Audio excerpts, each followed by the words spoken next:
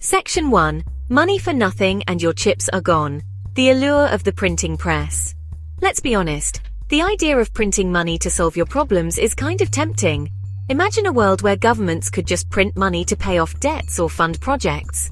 It sounds like a dream, right? Like a cheat code for real life. But as with most things that sound too good to be true, it is. Printing money doesn't create wealth, it disrupts economic balance. Imagine you have a delicious cake. It's the only cake and everyone wants a piece. The cake represents all the stuff we want to buy. The money in our pockets represents how much of that cake we can buy. If you print a ton of money, it seems like everyone's winning. Except there's still only one cake. More money chasing the same stuff makes prices go up. This is inflation. Suddenly your affordable slice of cake now costs a fortune. Section 2. More money, more problems. Why printing your way to riches doesn't work.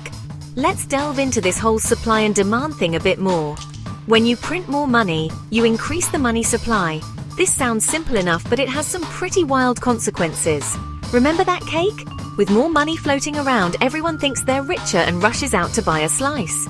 The baker, seeing this surge in demand, realizes they can charge more for their limited supply of cake. Prices go up. This is inflation in action, folks. And while a little bit of inflation is normal and even expected in a healthy economy, too much inflation can be a real buzzkill. It erodes the value of your savings, makes it harder for businesses to plan for the future, and can lead to economic instability. Remember, real wealth isn't about how many pieces of paper you have with dead presidents on them. It's about what you can actually buy with those pieces of paper. Printing more money might seem like an easy solution to economic woes, but it's like trying to put out a fire with gasoline. It just makes things worse.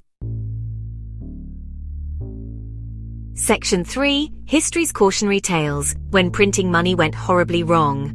Alright, enough with the cake analogies. Let's talk about some real-world examples of what happens when countries try to print their way to prosperity. Spoiler alert, it doesn't end well. Exhibit A. The Weimar Republic in Germany after World War I.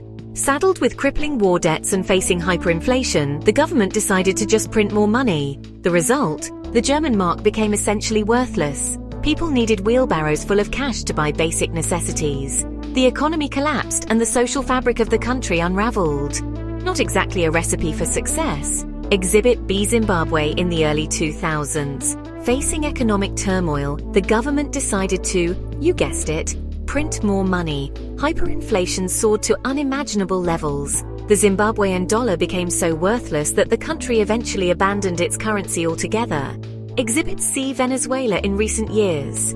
Once a prosperous nation, Venezuela's economy has been crippled by a combination of government mismanagement and falling oil prices.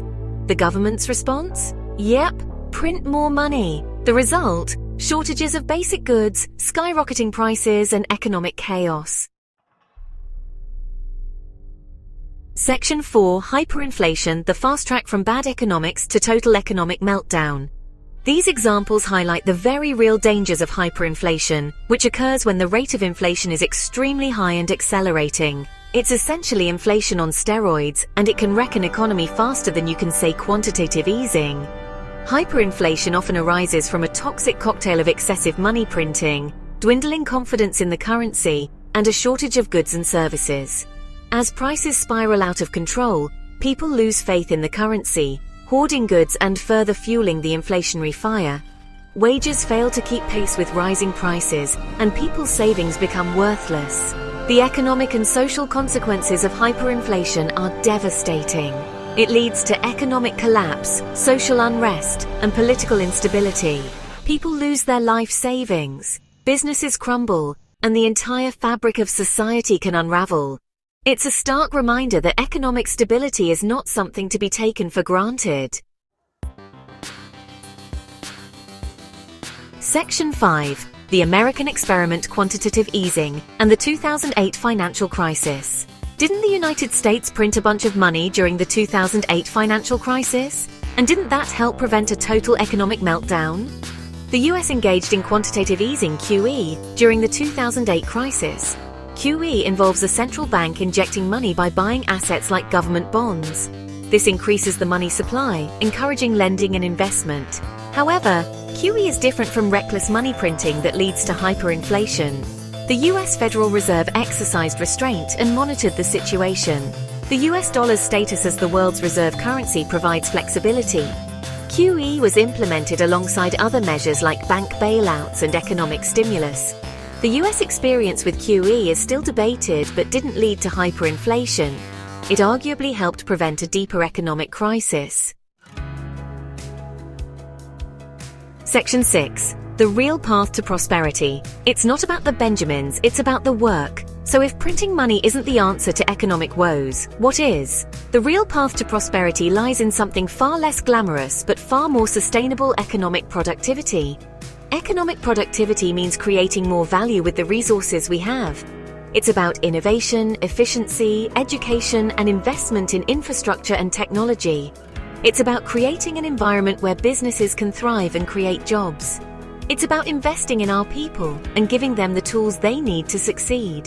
Printing money might seem like a quick fix, but it's an illusion.